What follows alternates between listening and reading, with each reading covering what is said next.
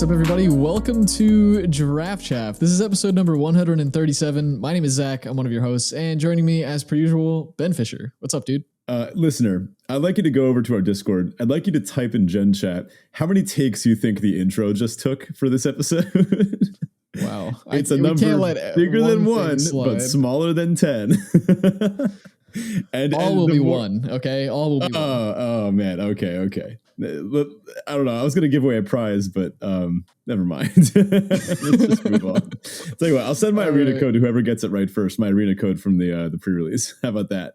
Sounds good. Before we jump into today's episode, and we've got a long one here, so make sure you pause here, grab some snacks if you haven't already. This will be a good one to maybe have your favorite drink or favorite snack around while you listen to it. But before we do all that, of course, our usual housekeeping. If you're not already in the Discord, check that out. It's the best place to be to chat with us and the rest of the aficionado community. And just kind of share your new wins. We love to see who the first person to get a trophy on a new set is in the Discord. It's kind of like a running game in the Discord. So, hey, maybe it's you this time around. So jump into the Discord to share your trophy decks, any of your picks, and what's the picks as we're going into a new format. Those are pretty popular as well. And just any other nonsense really that you've got on your mind.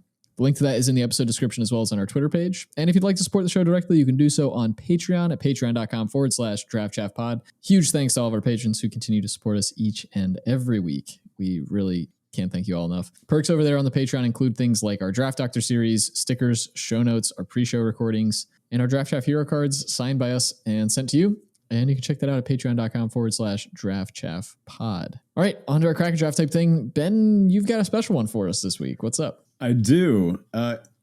This is pre-release weekend for All Will Be One, yes. But this is also kind of pre-release weekend for the Draft Chaff Cube. This is going to be the first official Draft Chaff Cube weekend. We've got 8 people. We're all going to show up. We're all going to draft it. And other people have drafted it before, but this is particularly exciting for us because we haven't participated in a full draft of the set yet. So before we get into all the cool new one stuff, let's just run through a quick pack of the Draft Chaff Cube. So first up, we've got Champion of Lambholt. That's a 3-mana 1/1. Creatures with power less than her power can't block creatures you control. And then whenever another creature enters the battlefield, put a 1/1 counter on her. Great card. Love this. It's very good.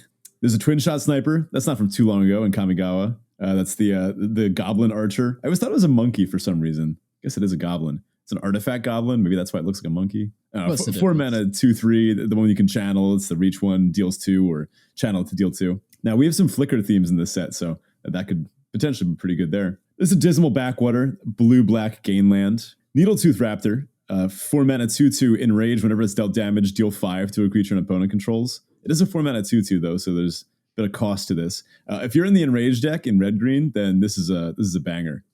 Yeah, definitely one of the bigger payoffs in that deck. We've got Orzhov Guildgate, the black-white gate. Gates, well, it's good. Not going to say how good because I don't actually know yet, but you can definitely play Gates. There's also Is It Boiler Works, the blue-red bounce land.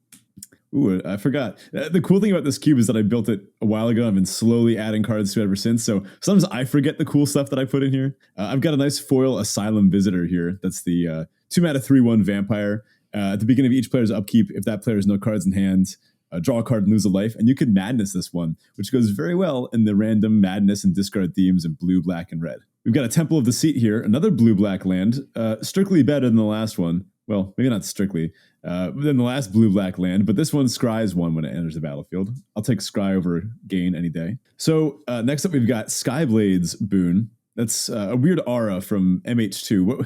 MH2 kind of, a lot of the cards outshadow the rest, right? Grief, Solitude, these types. But this one, it's pretty sweet. 1 of the white, it's an aura. It enchants a creature. The creature gets 1/1 and flying for just 2 mana. It's pretty good. And then you can pay 2 and a white to return it to its owner's hand if it's in the battlefield or the graveyard. So strong aura. Yeah, it definitely gets around all the kind of downsides of auras typically where, you get 2 for 1 inherently. This kind of lets you get your card back. Mm-hmm. Next up, we've got Manor Gate. This is the green ETB tapped gate, and you choose another color, and then it becomes that. So I don't know if you're going to force gates. Here's another one for you. You get 2 in your first pack.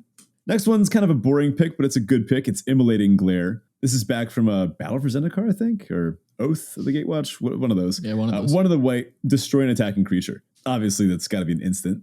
because otherwise it wouldn't really work. So yeah, really good card. We've got the Underworld Cookbook. People tend to know this one as a combo with Asmore, right? Asmorandicatastidacoolikar, something like that. I don't know.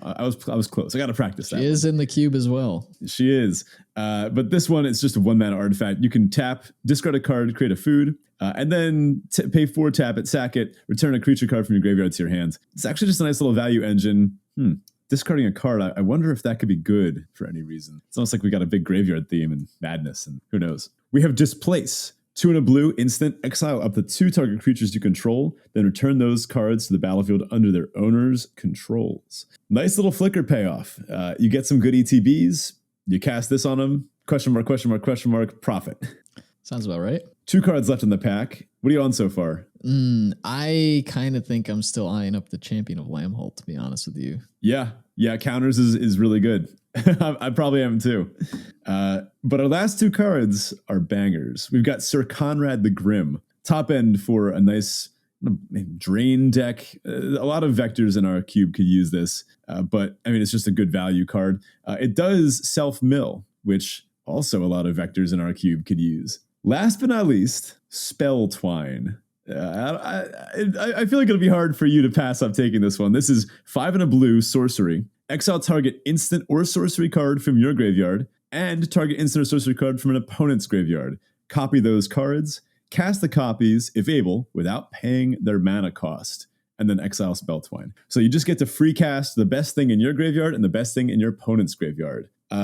There are some pretty good things to free cast instant and sorcery wise. We're talking like 9, 10 mana instants and sorceries that we put in this cube because free casting is the blue-red archetype. So that's probably the vector you're looking to draft the most this weekend, right? Well, yeah, I've done a handful of playtest drafts and I have yet to figure this archetype out in terms of how to draft it. I know how to build I know what cards I want in the deck, but I can't quite tell. And for the listener, if you're not aware, this is a 540 card cube. So there are cards in the cube that won't be opened in the draft. And so what I haven't been able to figure out with this deck in particular is when to take payoffs and when to take enablers. This is kind of an enabler.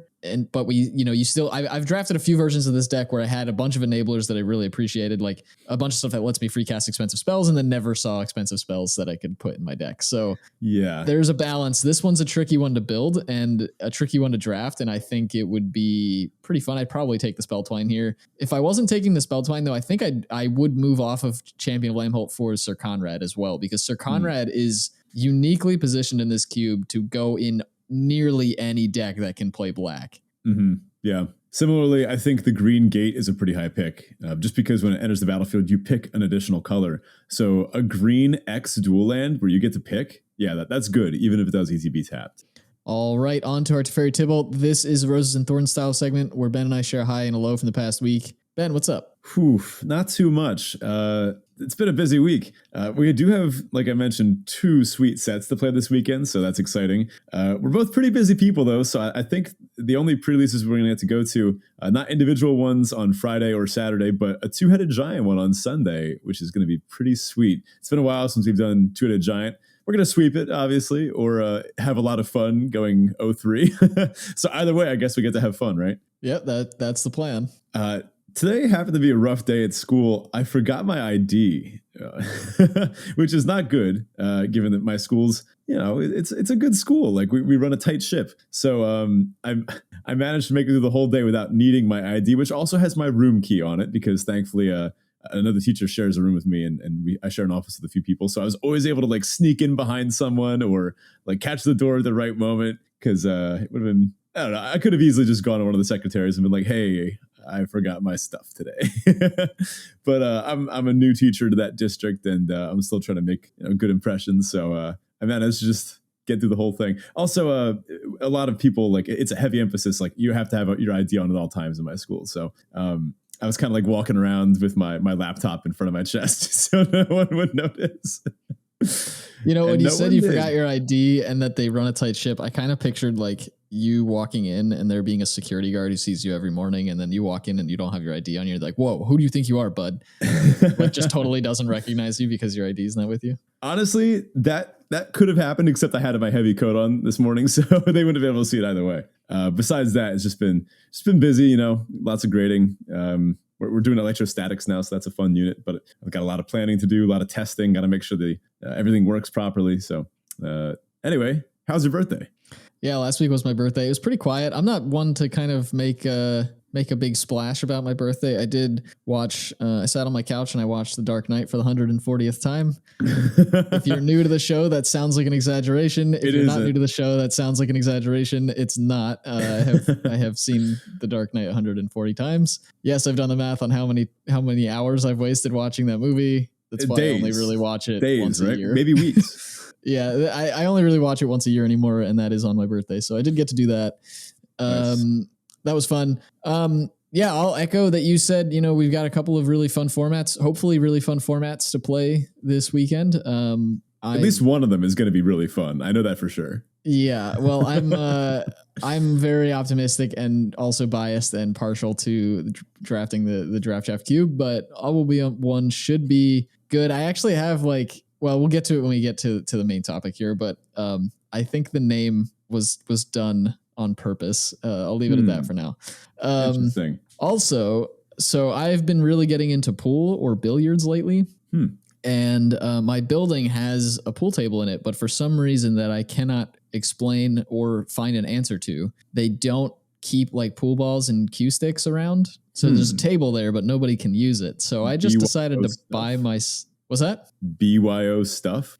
I mean, it's not supposed to be. We pay an amenity fee, so I should be able to use the amenities. But yeah, I just decided to buy my own stuff. So I got a cue stick, I got some pool balls, nice. And hopefully I'll get to actually, play on my lunch breaks or whatever because I work from home. So sweet.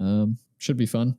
One of my questions on my last exam, it involves billiard balls hitting each other. And one of my students raises their hand and goes, "Hey, Mr. Fisher, what's a BILL?" And I was like, I'm going to stop it right there. It's billiard. It's a ball. Don't worry about it. That saddens me. These screenagers, Right. My tip is that I had less time, and this is kind of embarrassing to admit on this show, but I had less time to review the set than I really wanted.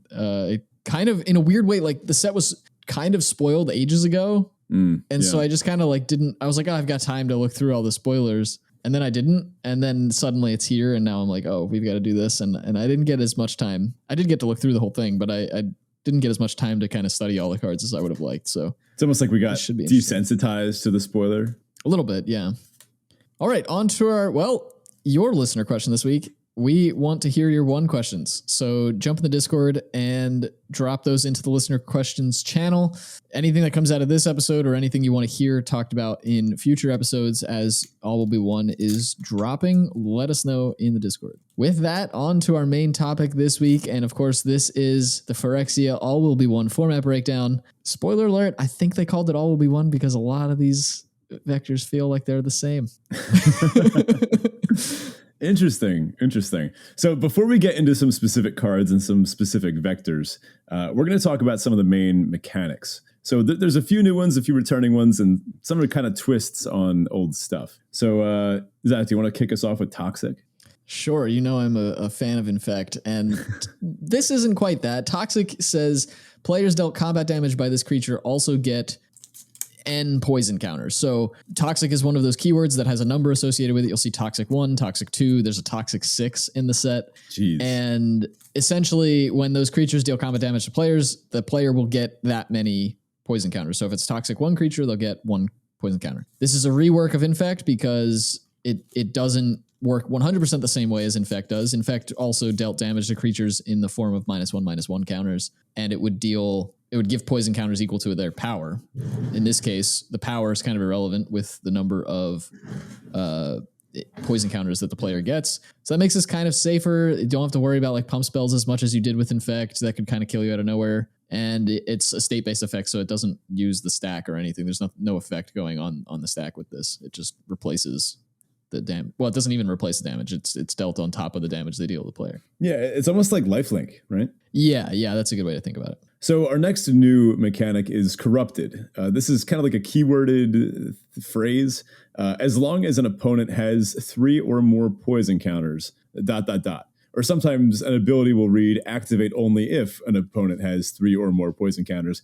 The key is an opponent has to have 3 or more poison counters for this. So this clearly works well with Toxic, right? Like you want to just get those first 3 poison counters, but then I guess you don't really care about the rest. I mean, 3 is a good amount of work, but I'm a little skeptical of how this all plays together. So, for example, this doesn't actually play that well with Proliferate, right? I mean, sure, you could like get one to hit in with a toxic creature and then proliferate your way up to 3, but then all your other cards in your deck that are like proliferate or have some of their like value, some of their card, almost like card equity in the proliferate section. I don't know. I think you get what I'm saying, right? Those cards that have some of their value in the proliferate aspect of the card itself, those get worse if your deck's payoff is trying to be corrupted, if your deck is built around the corrupted vector. So I don't know. I'm a little skeptical of how these are all going to play together. I think these might appear to all be one, but maybe there's some really deep niche vectors in here. This is one that I've been puzzling over for a while. I think we might have to see how this plays out in paper. Yeah, I think we will also see that. I'm not sure that I agree with you that Proliferate doesn't play well with Corrupted, because I think the decks, from what I've seen, it looks like the vectors that are going to try to really capitalize on the Corrupted thing will have other counters, oil counters, +1/+1 counters, things like that you're going to still get that Proliferate value out of. But it's true that the big Corrupted decks, and we'll look at this when we get into the actual vector breakdowns, the Corrupted decks are not really going to care about killing your opponent with poison counters. They just want to hit that threshold of 3, and then from there on, it's really just incidental value, proliferating other types of counters and things like that. I do have some good news. There's actually no +1/+1 counters at all in this set, or -1/-1 counters. I guess they did this to simplify the, load on the player to keep track of all these different things. So really the only time you'll need to keep track of counters, I mean, you could have like oil counters that might give a thing +1/+1. We see a few things templated like that, and we'll talk about them even in this show. But there's also, like we mentioned, the poison itself, or there'll be some loyalty counters floating around too. So the next, I guess it's a new mechanic, but this one is another kind of play on an old mechanic, and it's called Phyrexia. Hold on. Try that again. It's called Phyrexia. There we go. And this ability is another one that kind of, it's a play. It's kind of like Corrupted in that it's this word that means a thing. It does the same thing every time. But essentially, this is the alternative to living weapons. So when this equipment, we only see this on equipment cards. And when this equipment enters the battlefield, you create a 2/2 red rebel creature token and then attach the equipment to it. So every single card that has Phyrexia on it is going to make a 2/2 red rebel. It's going to get attached the equipment to that creature, and then it's an equipment, right? So if that creature dies, you still have the equipment sitting around that you can attach to other creatures in the future or move them at any time you like. I like it. It's kind of like card advantage. It's functionally a 2-for-1. I guess it depends on how the costing is to decide like if re-equipping is actually worth. Maybe it's like a 1.5-for-1 just at base rate, but I don't know, maybe some of these suck and they're just like normal, like 1 cards. But I mean, if the equipment itself is worth playing and it's costed such that you get a reasonable body on the front end, this is good. Like this will help propel a vector that sometimes struggles, a color combination like red-white with late game reach. Yeah, I've seen a lot of these tend to look like they do basically what you'd expect like a random creature to have. I think there's one that's like a 2-mana equipment that ETBs makes the 2/2 and then gives it +1/-1. So you end up with a 2-mana 3/1, which is just fine. But then I guess you can do the +1/-1 thing on another creature later. Yeah. A lot of them are pretty mundane like that in the common and uncommon slots. Yeah, I like it. Now, next up here we have Proliferate. This one's coming back. This one reads, choose any number of permanents and or players, then give each another counter of each kind already there. So it plays out exactly like you'd expect. If you have a creature with an oil counter on it, an opponent with a poison counter on them, and a planeswalker with a loyalty counter on them, you proliferate and then you tick all those counters up by 1. Nice. Now, clearly, you need counters for this to be any good. If you proliferate and you have no counters or nothing that you're actually going to be taking up, then you're missing out on, probably a good chunk of the value of that card, right? Like cards are likely costed to have proliferate tacked onto them, but for some mana value, right? Like you're paying to get, a card that has proliferate versus the kind of card you would get otherwise if it didn't have proliferate on it, right? You're probably paying a little, like one mana, 2 mana more. So if you're not getting that proliferate bonus out of it, you're probably better off just playing a different card instead. Yeah, and there are some cards in this set, which we'll talk about, where proliferate does seem to pretty much just be tacked on. It's not really any extra cost. And so obviously those are cards that you just play even if you can't really maximize on the proliferation. But definitely be looking, if you're a deck that's trying to maximize the use of proliferate, don't forget you also need ways to put counters on things. And then we have a bunch of random sort of miscellaneous things that we wanted to highlight here. They're not, I guess, technically mechanics, but they are aspects of the set that you should be aware of. Phyrexian mana is back. Phyrexian mana for our older players, or newer players rather, is those little pips that have a Phyrexian mana symbol with a given color, and you can either pay that color or 2 life to effectively pay for that cost. So something to keep in mind. We don't see this anywhere in the common or uncommon slots. As far as I know, we do see it in a handful of rare/mythic slots, and of course, we're familiar with a few already completed planeswalkers that we've seen this on recently. Mm-hmm. There is a mana dork that you can tap. You pay 2 life to add a mana of any color. So it's kind of like adding Phyrexian mana. I think it's a mirror that taps for it. So that one's clever. But no, I believe the only actual Phyrexian mana costs are on the planeswalkers. There are a handful. There's a cycle of mythics that has it as well. Oh, right. The activated abilities of the Dominus. The Dominus. Good catch. We also have some Might tokens. There are a handful of tokens actually floating around in this set. Might tokens in white. We have Rebels and Goblins in red. They're just something to keep an eye out on. There are a handful of them. The Might tokens in particular are pretty unique. They all come in with Toxic 1 and can't block. So more on that in a bit. And then we have the spheres as subtypes for lands. We see a cycle of these as well for the spheres of New Phyrexia. Mm-hmm. New Phyrexia lore-wise kind of has this X layers of hell thing going on where there's all these different layers and there's different colors aligned with them. Some of them are just, the top is just like a big trophy display room with monuments everywhere. It's going to be a really, really cool Flavor Town episode when we get to dive into this set. There's some sick stuff going on. And the art, oh man, this set has some really compelling artwork. Yeah, sick in probably every form of the word. Yeah, for sure. All right, well, that's all the mechanics or little tidbits that you really need to be aware of for this set. Let's just dive into all the vectors, or at least the main vectors for the 2 color pairs that we'll come across. If you're not familiar with what a vector is, check out our episodes on Vector Theory. We've done 3 at this point, I think. Ben, keep me honest here, but I think we've done 3 so far. Something like that, I think, yeah. I'll put the links to those episodes in particular in the episode description so you can get to those pretty quickly. But if you don't know what Vector Theory is, probably start there. That'll help you kind of get along with some of the terminology we're going to use here. Mm-hmm. So I do want to kind of highlight an assumption. This is something new to our format breakdowns. We're kind of assuming that each of these like 2 color uncommons, sometimes called signposts, but really for us, we're kind of going to make the assumption that these tell us something about the vector of the color pair. Now, sometimes we see that that's not true, right? For example, I think in Dominaria United, we were able to look at the blue-green vector uncommons there, and blue-green wasn't really like a vector unto itself. It was part of the 5-color domain vector, right? So it wasn't saying, oh, put these in a blue-green deck, like play these strictly in blue-green. This is what all the blue and green cards are trying to do. It was part of something bigger. So we can't necessarily say that all 2-color combo cards are going to be exactly on vector for that color pair, but it does tell us a little bit about the set, and we can look and see what other cards in its colors play into the implied vector. So, Zach, why don't you start us off with your favorite color pair of all time? Yeah, so first up, we've got white-blue Mitey Artifacts, and our signpost, or our vector signpost here is Cephalopod Sentry. This is 2 white-blue for an artifact creature, Phyrexian Squid. Love that. Ew. Uncommon, of course. It's a star 5. So we don't quite know what its power is just yet. It has flying, and Cephalopod Sentry's power is equal to the number of artifacts you control. All right. I mean, that's pretty straightforward. This card in particular at least cares about having a lot of artifacts on the board. Notice they're not artifact creatures in particular. This is just artifacts. generally. So that's also something to keep in mind. But by itself, it's a 4-mana 1/5 flyer. Are you just going to gloss over the pun that I made in the title of this vector? Mighty No, I get it. I get it. This I was thing leaving is that to the clearly great combo with mites.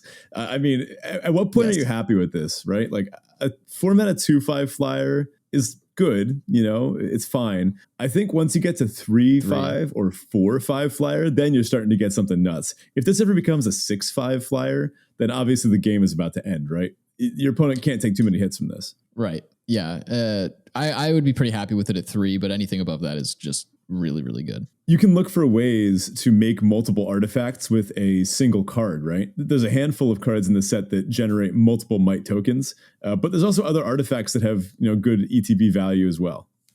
So as we move on to each of the vectors that we're going to talk about here, again, this is not to say that these are all the vectors that we'll see in the set. These are just the ones that kind of WotC is pointing us to. So we're looking at these.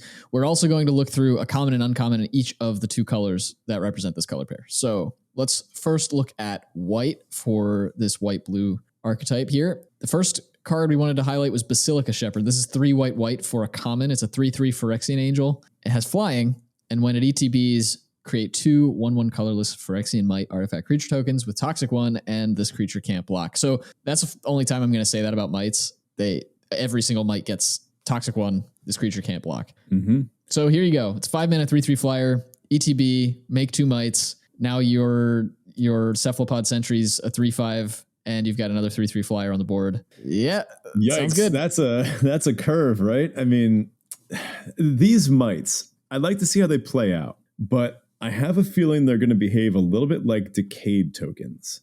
Just think about how easy it was to make Decayed tokens. They came attached to everything, and they had 2 power, right? Now, having Toxic 1 isn't the same as having 2 power, but in some decks it will be. In decks that are super, super focused on just going straight for the toxic damage, there will be ways to make sure you connect with toxic creatures, and I could see that being a very aggressive deck. I think we'll get to that more when we talk about green-white. That one's maybe more on like the specific aggro plan, but this kind of ties together the artifact aspect of the mites and the fact that these are just good flyers, right? I mean, a 3-mana or a 5-mana 3/3 ETB make 2 bodies. They can't block, which does reduce some of the power, but it's just a really good rate.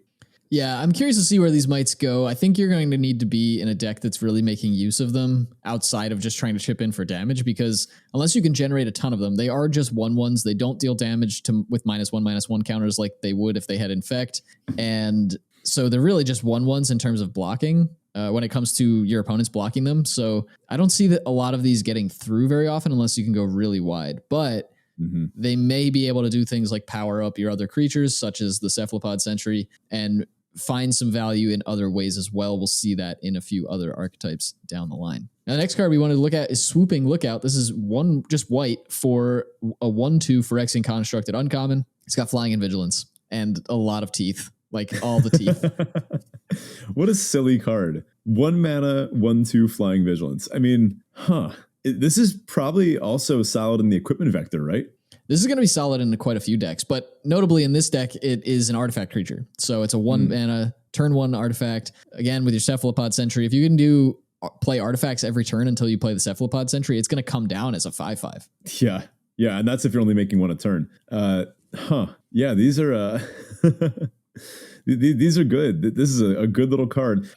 Maybe there's a chance. I don't know. There's a bunch of commons in other colors. Things like 2 mana, 1/1 flying toxic 1. This really gets in the way of that for just 1 mana. I mean, this is as cheap as you can get for an answer to things like that. So especially giving it vigilance means it can still kind of peck through those. Weird little card, but interested to see how it plays out.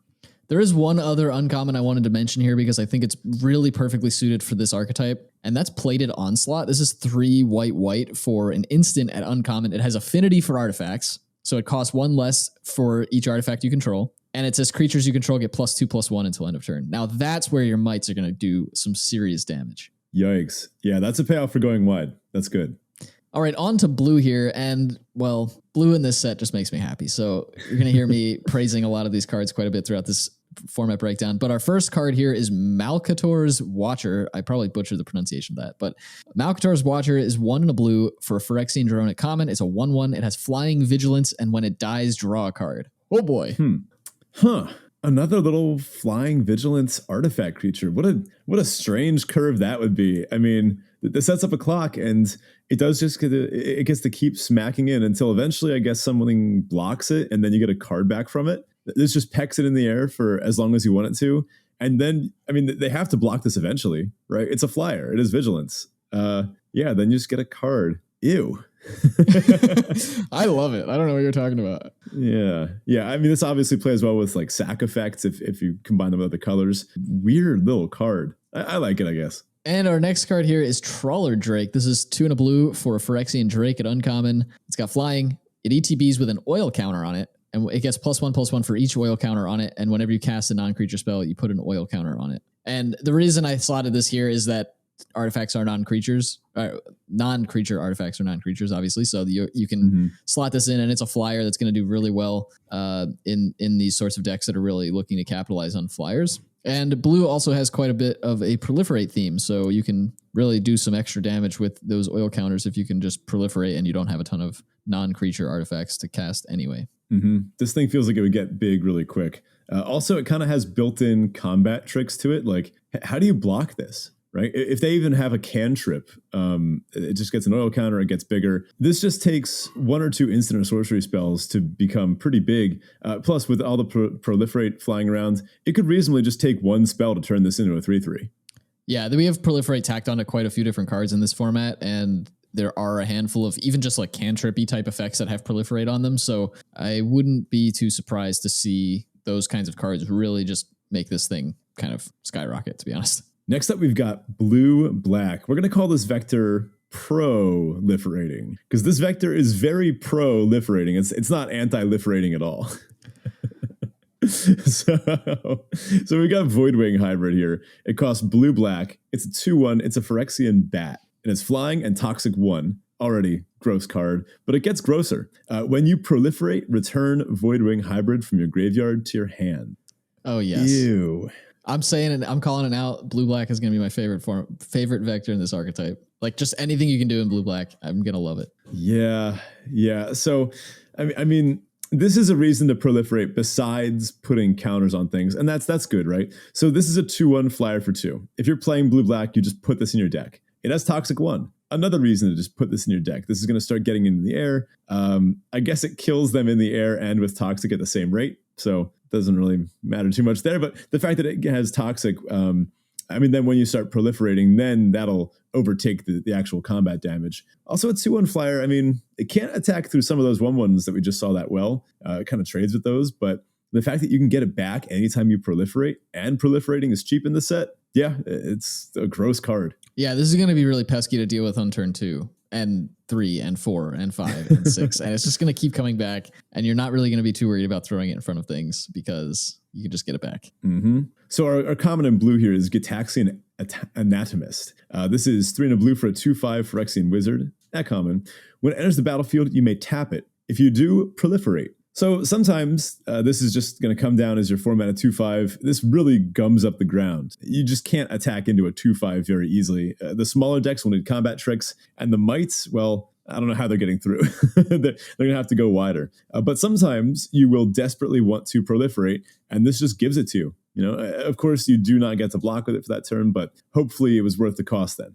Especially if it's literal turn 4, you're probably not in desperate need of a blocker. And if you are, you just don't proliferate. You just let it come in untapped. Our uncommon here is Thrumming Bird. This is a reprint. This is a gross one. 1 in the blue, 1/1, Phyrexian Bird Horror at uncommon. It is flying, and whenever it deals combat damage to a player, proliferates. Obviously, just a disgusting combo with the bat, the Voidwing hybrid. If you just curve one into the other and your opponent doesn't have a flyer or a kill spell, that's a fast clock. Yeah, this feels a little weird in a set full of toxic creatures because it kind of reads like toxic in a way, but this is so much better than toxic if you already have counters anywhere. Yeah, this is going to be a glue piece for a lot of decks. Just the ability to proliferate repeatedly, fantastic.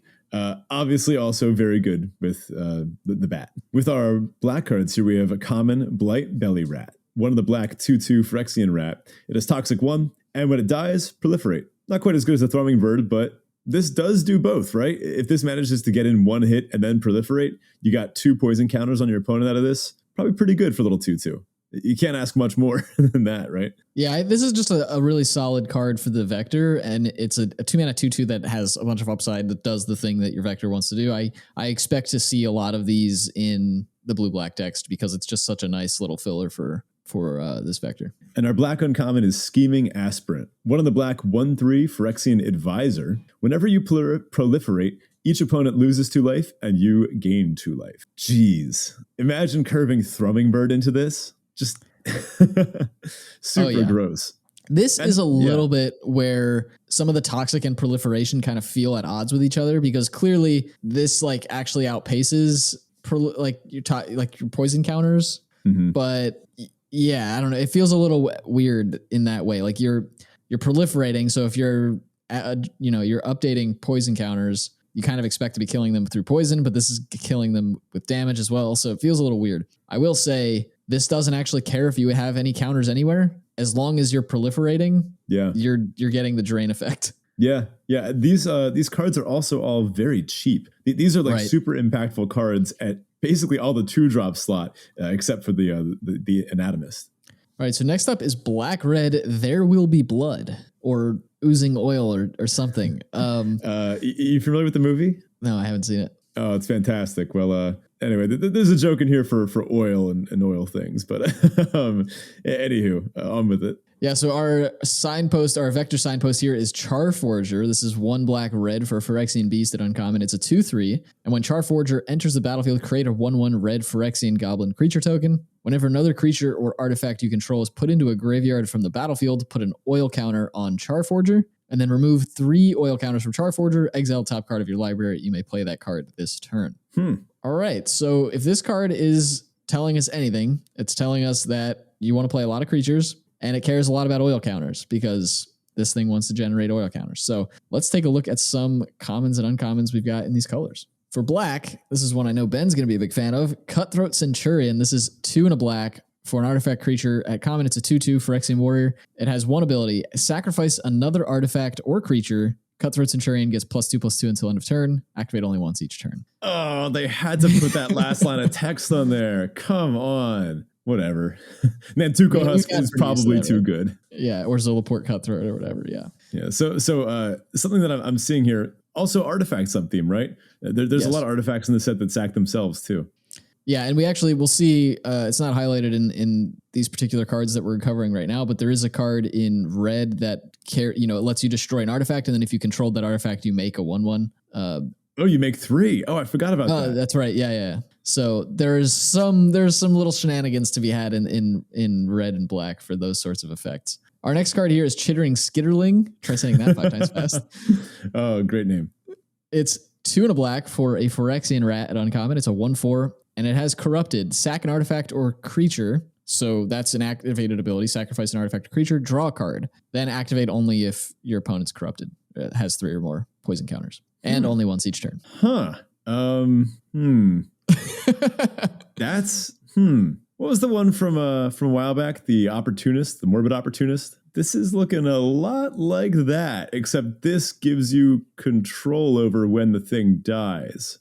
Yeah, and it can also sack 1/4. itself. It's not another creature, so it can sack itself if you ever need to just cash in your 3-mana 1/4 for a card. Yeah, okay, so this does only happen if your opponent is corrupted. If your opponent is corrupted, this is probably better than the Morbid Opportunist. I'll put my flag down now. This could be Mythic Uncommon level. It depends how easy it is to get your opponent corrupted. This thing would be disgusting once it's online. When it's not online, it is a 3-mana 1/4 vanilla.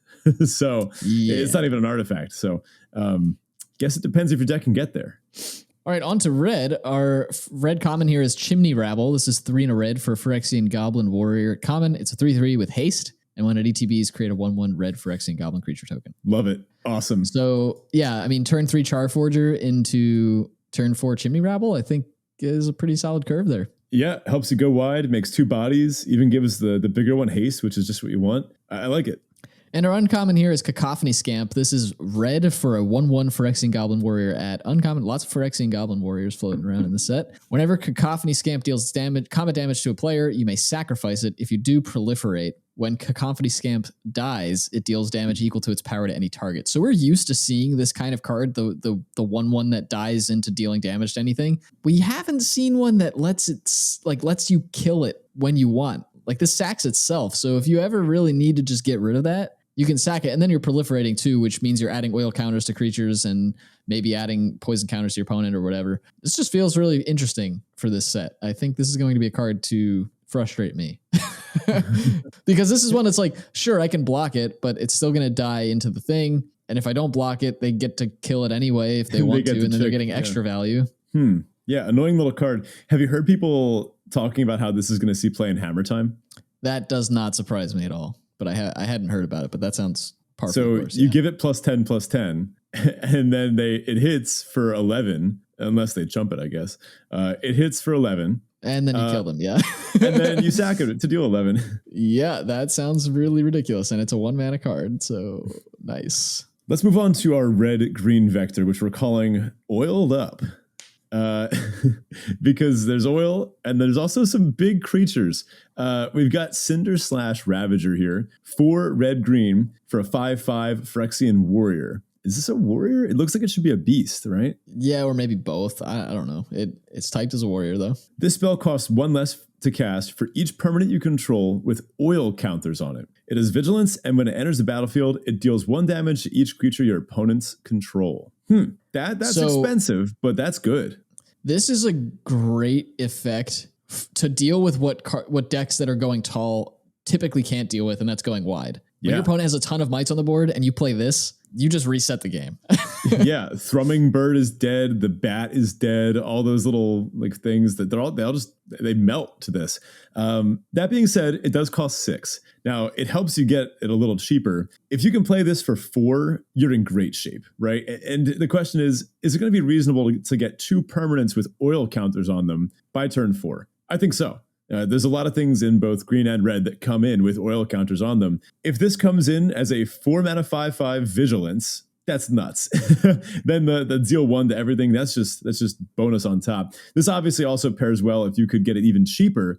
Maybe pair it with a burn spell to take down maybe use this and a deal 3 to take down a 4/4. So let's talk about Sawblade Scamp. 1 red for a 1/1 Phyrexian beast. It has haste. And whenever you cast a non-creature spell, put an oil counter on Sawblade Scamp. You can tap, remove an oil counter from Sawblade Scamp to have it deal 1 to each opponent. So this will go well in a deck like this with a lot of combat tricks, maybe pump spells, things that affect it. The fact that it has haste is a nice little upside, which means you can use it right away with a non-creature spell.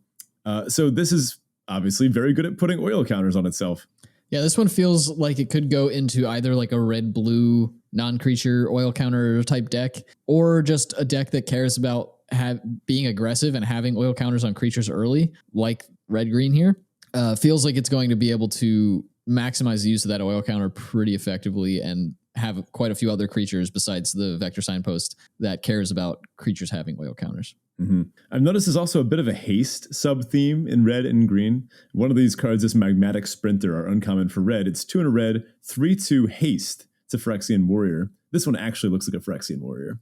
When it enters the battlefield, put 2 oil counters on target artifact or creature you control. And then at the beginning of your end step, return Magmatic Sprinter to its owner's hand unless you remove 2 oil counters from it. Really interesting design. Yeah, so this is kind of like Dash, if you remember Dash from Dragons of Tarkir, where you could pay an alternate cost, the creature would come down, it could attack, and then it came back to your hand after at the end of your turn. In this case, Magmatic Sprinter is a 3-mana 3/2 with haste, which already is just fine in any aggressive deck. But then you can put the oil counters on itself if you want to do that, or put them on a different creature or different artifact. And if you put them on something else, it gets bounced back to your hand at the end of the turn. Yeah. So this is just a repeatable way to put oil counters on anything except itself. And then if you don't have anything else on the board, you can just play this, put the counters on it, and then it sticks around. It's also a 3/2 haste, so each time you do that, if you are putting the oil counters elsewhere, you are just getting to attack. And maybe you have another way to put oil counters on it, right? So maybe you have it ETB, you put the oil counters on something else, and then you find another way to put oil on this, and then you still manage to remove the two.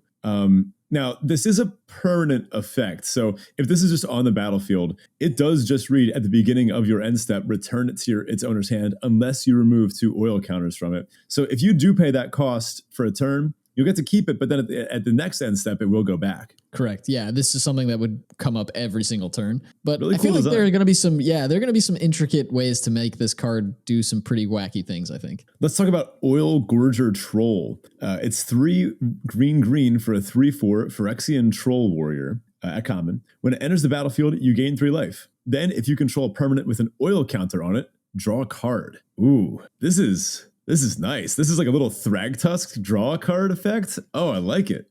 Oh, and you can flicker it, or there might be ways to bounce it or get it back, or maybe even if you have an Elish Norn, get that double ATB effect. That's pretty gross. There's also Armored Scrap Gorger, 1 in the green for a 0/3 Phyrexian Beast at uncommon. It gets +3/+0 as long as it has 3 or more oil counters on it. And then you can tap to add 1 mana of any color. It also reads, whenever it becomes tapped, exile target card from a graveyard and put an oil counter on Armored Scrap Gorger. This is a really good mana dork. Oh, it's beautiful, right? This is exactly what you want your mana dorks to do. It sits around early, generates mana for you, and then it upgrades itself into a reasonable threat. Yeah, this is also this is like standard playable graveyard hate. You know, this takes care of all the nonsense floating around in standard with stuff going to the graveyard, the brawler. This is good. This is going to see play. Also, I love the flavor text: eat, sort, eat, sort, eat. All right, on to green-white here. We're calling this one, don't you know that you're toxic? It's the Britney Spears. Never mind. And well, that's very fitting because our vector signpost here is Slaughter Singer. Exactly. And Slaughter Singer is green-white, so green and white mana for a Phyrexian Cleric at uncommon. It's a 2/2 with Toxic 2, and whenever another creature you control with Toxic attacks it gets +1/+1 until end of turn. Also a weird effect again with Toxic. Like it feels like there's a little bit of a strain between like dealing poison counters and dealing actual damage, because this is like giving your creature +1/+1 doesn't make the Toxic any better in this set. But it's a 2 mana 2/2 with Toxic 2, and it buffs your creatures that have Toxic. Sounds fine to me. I guess there actually is not necessarily a strain here, because what that +1/+1 does is it enables your Toxic creatures to be less blockable. Yeah, that's how I'd read it. And then they get through and they deal the Toxic damage. So I guess that's cool. I like Slaughter Singer. I think it's going to be a pretty effective card here. But that's telling us, right, that green-white is looking to be pretty toxic.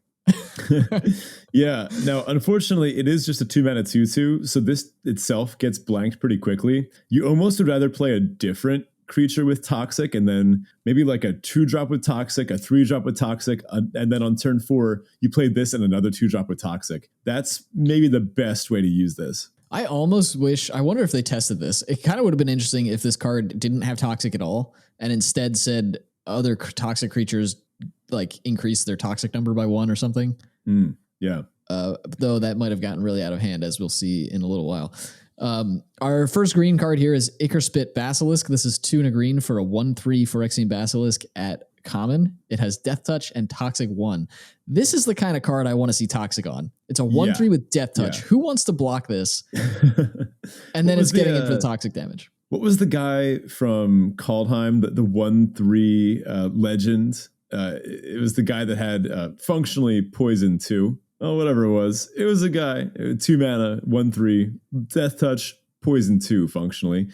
It was weirdly good. A very annoying card to see come down on turn 2. Yeah, Finn the Fangbearer. That's the one. So the Basilisk is kind of like a downgrade version of that. Now, Toxic 1 is a lot worse than Toxic 2. It's actually half as good. Maybe even less than that. I don't know. It depends on how you do the math. But Toxic 1 will still continue to kill your opponent. The 3 toughness is nice. This is annoying to block, and it is a good blocker. So just a solid little creature.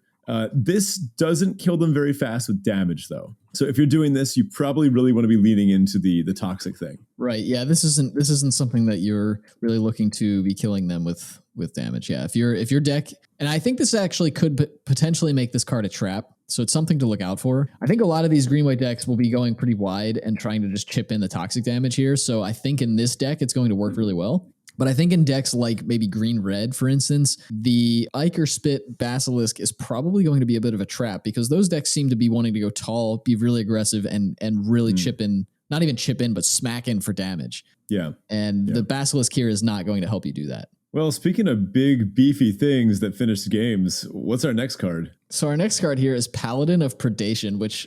love that name. That's just great. It's 5 green, so 7 mana for a Phyrexian Knight at uncommon. It's a 6/7. So 7 mana, 6/7. It has Toxic 6, and it can't be blocked by creatures with power 2 or less. Yeah, that's scary. So this effectively reads: attack your opponent, hit your opponent twice, they lose the game. By the time it comes down, probably just hit them once. Just once. Yeah, you're right. I am still sad that they haven't officially keyworded this whole can't be blocked by creatures power 2 or less thing, but this is a pretty solid little beater, and by little I mean gigantic.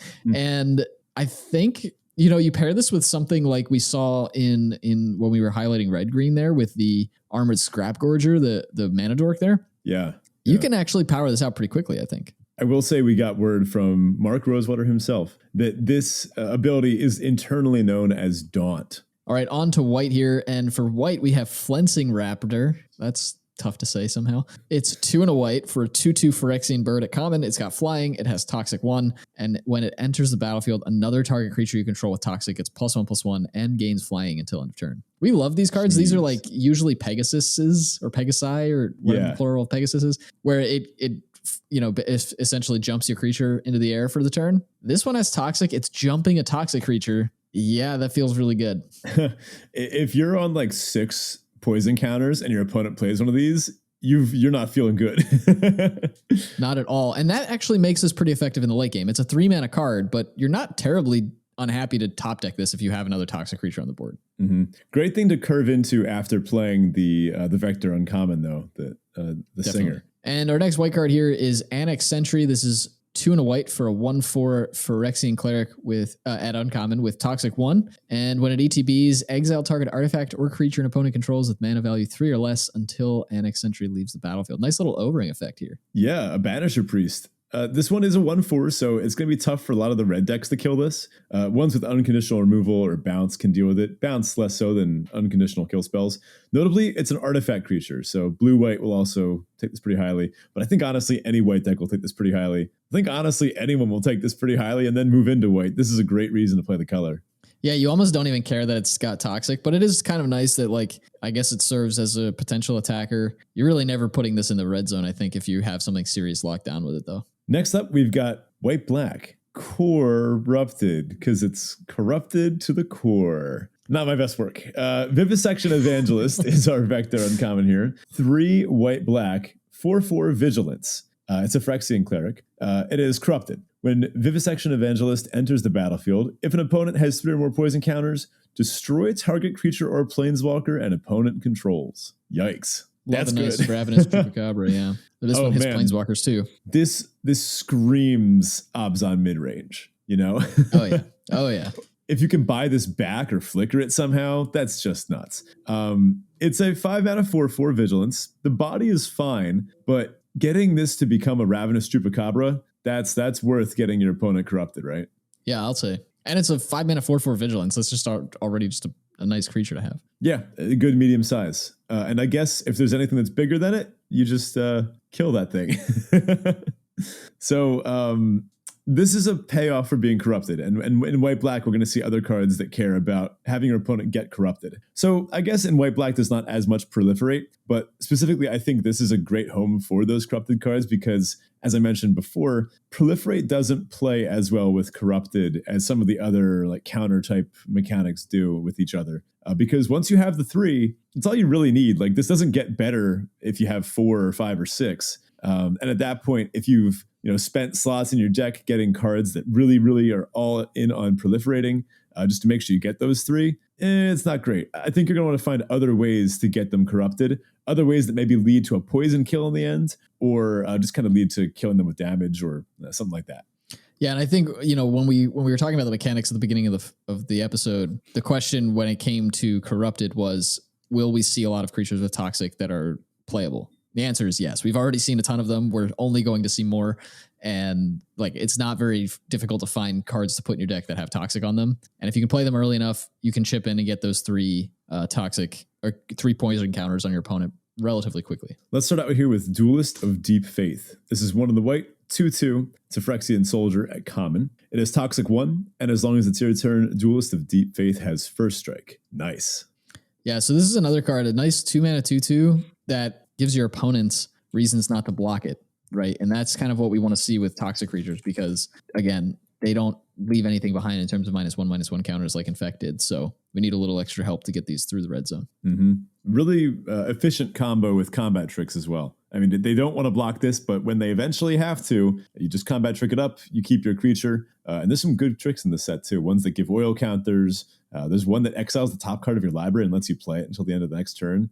A really nice card. We've also got Jawbone Duelist. This is the upgraded version of Duelist of Deep Faith. This is also 1 in the white. This one's a 1/1. It's a Phyrexian soldier at uncommon. This also has Toxic 1, but it also has Double Strike. And Double Strike interacts with Toxic very well because it deals first strike damage, giving the poison counter, and then deals regular damage, giving another poison counter. So this one also obviously plays very well with pump spells and things like that. This one your opponent will probably try to block a little more aggressively because you can't take many hits from this at all. Right, yeah, this effectively has Toxic too, but yeah, I mean, you can even have situations if you were able to buff this and give it trample or something where you could kill the blocker and still get through and get the poison counter on your opponent. There are some shenanigans to be had here. I'm not smart enough or bothered enough to find them, but I feel like there are going to be some crazy shenanigans with this, and I'm probably going to lose to this card. Notably, these both pair really well with equipment, right? Because the first strike and then the double strike. Also, about the Jawbone Duelist, we have to address an elephant in the room. Since when did Elish Norn love teeth so much? Yeah, I don't know what the deal is with all the teeth. Like, I get the sinew and I get the bones, and I guess teeth are bones, but like, yeah, I don't remember seeing it in other Phyrexian stuff in the past. Neither. Maybe because Elish Norn is only now coming into her own and like having her own like sanctum and basically whole plane dedicated to worshiping her. So maybe now she's really gotten to break out her weirder hobbies, and everyone that now that she's in charge, everyone kind of has to play along with it. And she's like, yes, you're all going to be my supplicants. You're all going to bow before me. And they're like, yes, we worship you, Elish Norn. And then now check out my teeth collection. Yeah. You also have to wear tooth armor now. And then they start looking at each other and they're like, yeah, you got it, Elish Norn. I'm picturing like Game of Thrones style, soldiers are sitting around a campfire on the road and they're just like, yeah, I thought Elish Norn was just so cool, but then she kept going on about teeth. And I don't know how I feel about wearing teeth all the time. This guy likes it though. Yeah. Jawbone Duelist, his flavor text is, I have room for a few more teeth in my collection. Who's next? And look at that smile. This guy's absolutely pumped to be wearing what appears to be a literal giant jawbone. Yeah. Let's talk about some of the black cards in this vector. Pestilent Siphoner, 1 of the black, 1/1 flying Phyrexian insect. I mentioned flying, Toxic 1. Toxic 1 flying, 1/1, 1/1, Toxic 1 flying. Good card. It's a little mosquito guy. So I guess the joke here is that a 1/1 flyer for 2 will get outclassed pretty quickly, but hopefully you get those first 3 poison counters in, and then you don't really care anymore, right? Because then all your other cards get turned online and are really worth it. Again, this is a vector that doesn't really care, at least this form of the vector that we're talking about. There may be a different direction you can take this vector in where you kill with poison counters, but this one really just cares about getting corrupted. So, if you can chip in with those Toxic, get in a couple of poison counters in your opponent, then the Pestilent Siphoner did its job. Mm-hmm. Yeah, I wonder if you're going to have black-white decks that are super just poison kill focused, and then maybe some black-white decks that'll be more directed towards just getting the 3 and then relying on the powered up corrupted cards to get the rest of the way there. But then again, I guess the powered up corrupted cards are also really good in the kill with poison deck because you get them sooner. I don't know, an interesting tension here. Last up here in black, we've got Ravenous Necro Titan. Sick name. It's 2 black for a 6/6.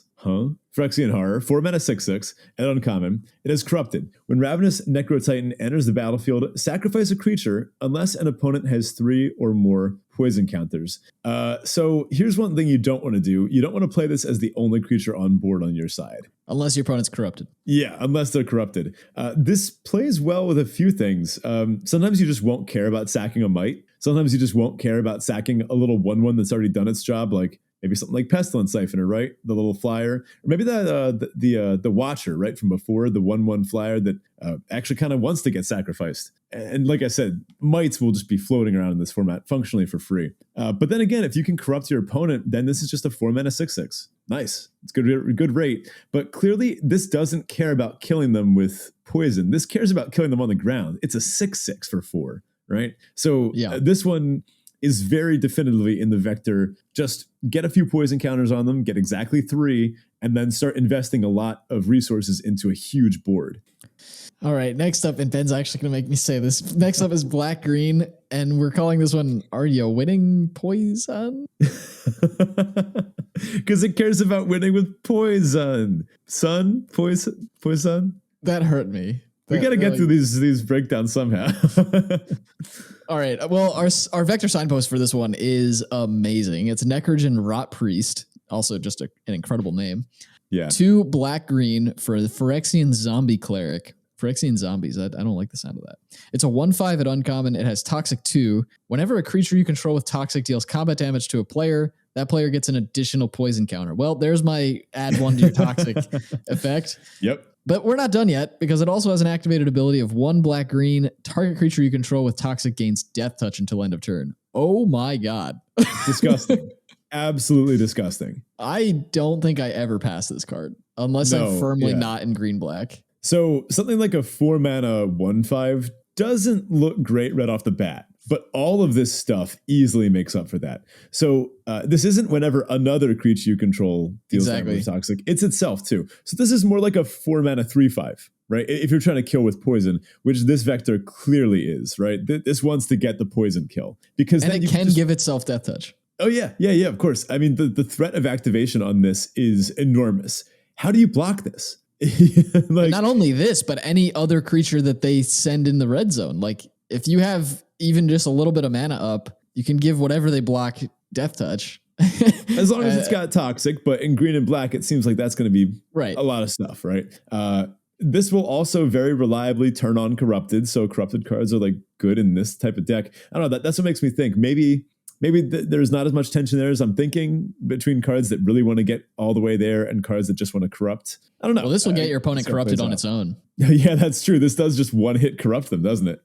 Yikes. Yep. So first up, we're going back to Pestilence Siphoner here for the black cards. This little insect it's a toxic creature. It's going to have Toxic 2 with that signpost, vector signpost there. So yeah, that's pretty crazy. And as a flyer, again, getting in just random chip damage, and it's relatively inexpensive. But in the uncommon slot, we have Bilious Skull Dweller, or Bilious. I guess it's Bilious Skull Dweller. It's black for a 1/1 with Death Touch and Toxic 1.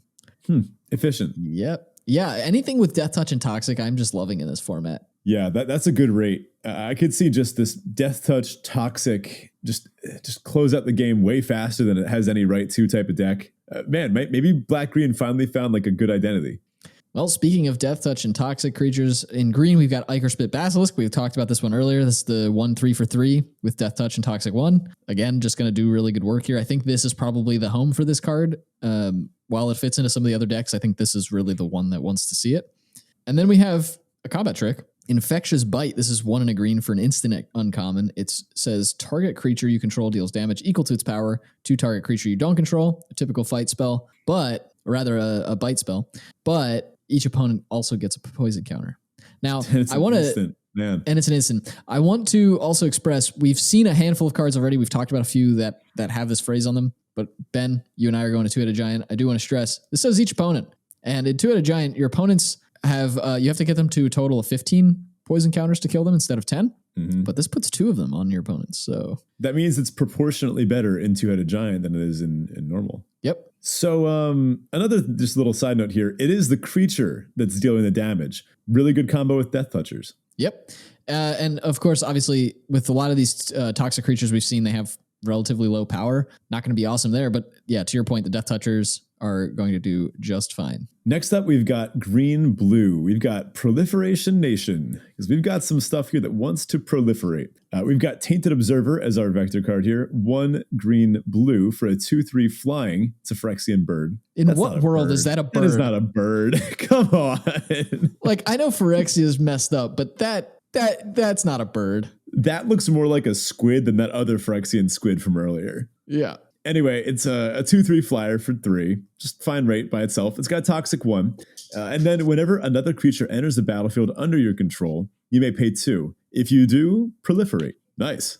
Yeah, so this kind of tells me, I guess this vector cares about toxic creatures as well. Obviously, it's doing kind of both the toxic and proliferate thing, which we've seen a lot of toxic in green. We've seen a lot of proliferate in blue. That kind of makes sense. But what it's also telling me is that you want to be playing inexpensive stuff or somehow have ways to ramp, because you have to tack 2 on to everything to do the proliferate here. And so I'm thinking, how do I get cheap stuff? How do I either lower the cost of the creatures that I'm casting or ramp into them? Yeah, I see this toxic 1 as a nod to, you hit with this once, and then you get that first poison counter, and then you just start like playing stuff, proliferating up, maybe getting that poison kill over time. I mean, blue-green is known for being able to ramp up, control the board pretty well. I also see this as a good way to make use of mana in the late game, right? So if you're ramping, if you're drawing cards, making all of your land drops, then when you top deck that 3/3 for 3 on turn 6, you have, well, this thing to activate as well, and you play it, you proliferate, you give them another poison counter, maybe you put an oil counter on something, or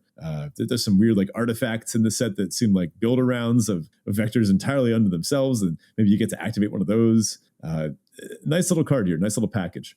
Yeah, and I think this is sort of the vector opposite of white-black, right? The white-black deck seems to really care more about getting those 3 poison counters on, getting corrupted, and then just really doesn't care what you do after that. This seems to just want to get 1 or maybe 2 on and then use proliferate to skyrocket through the end of the game. Right. So here's an example of a card that would be good with that. Rustvine Cultivator. It's green for a 1/2 Phyrexian Elf Druid. You can tap it to put an oil counter on Rustvine Cultivator, or you can tap it, remove an oil counter from Rustvine Cultivator, untap target land. Interesting. So this does only tap for colors of mana that you have available. This isn't like a tap for any color. But this is nice because it does just put oil counters on itself. If you have a way to make good use of that, maybe something that cares about the number of oil counters on a creature, you can have this thing just keep tapping forever.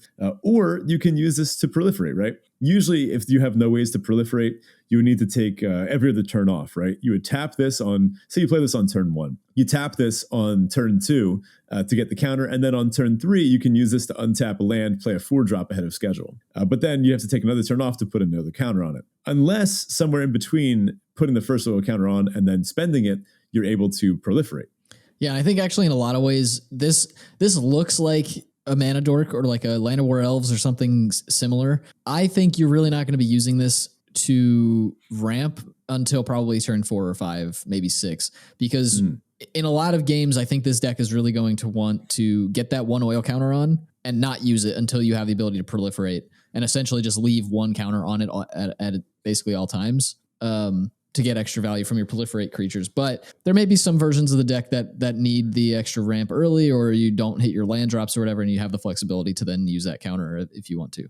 Speaking of green 1-drops that have to do with proliferating and counters, there's Evolving Adaptive.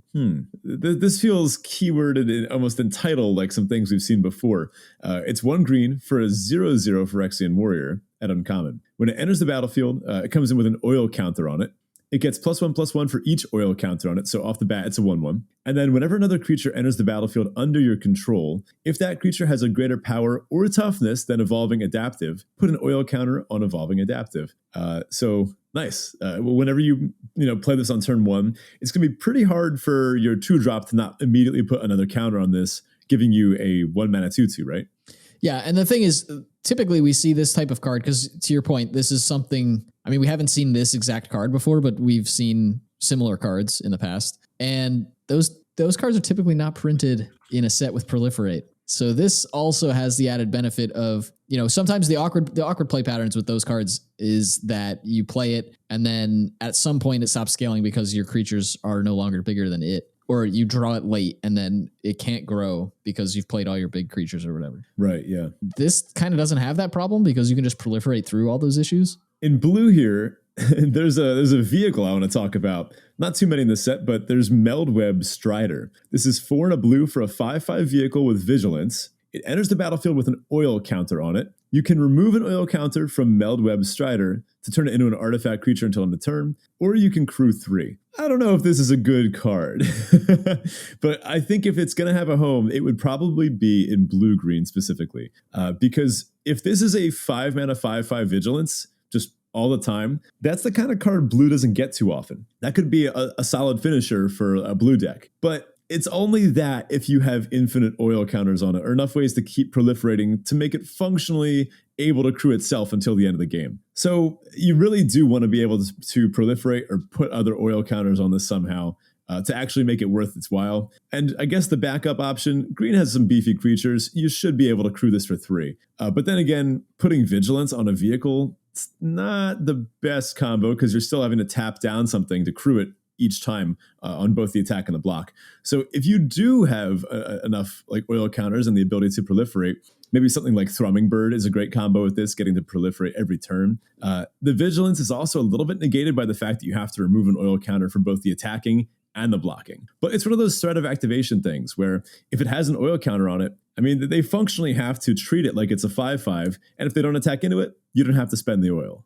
Yeah, it does feel weird to see vigilance on a vehicle like this, but I suppose that maybe is an indicator. I mean, this is a common, so it may not be an indicator, but it could be an indicator as to how easy it's going to be to proliferate and get those oil counters stacking up. We've also got Watchful Blisterzoa. 4 blue, 4/4, Phyrexian jellyfish.